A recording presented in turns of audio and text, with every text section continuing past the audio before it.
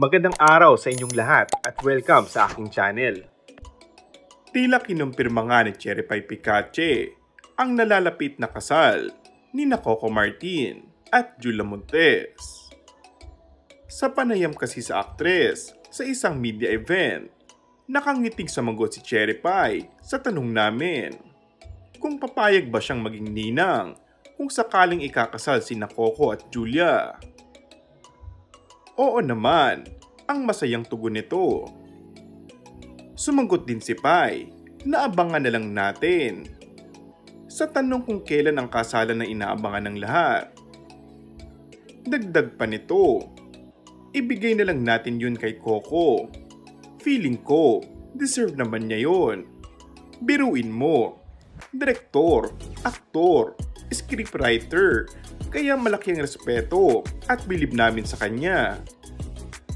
Lahat ng sakripisyo niya sa showbiz, maging sa personal na buhay, deserve niya naman yun, yung privacy na lagi niyang inihiling.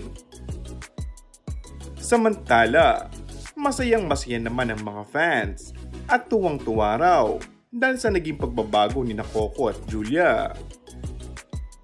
Nagbago na, ibig sabihin, yung pagiging open nila. Dati daw kasi, nagtatago pa ang mga ito. Bihirang makita na magkasama sa mga gala sa iba't ibang lugar, di gaya ngayon.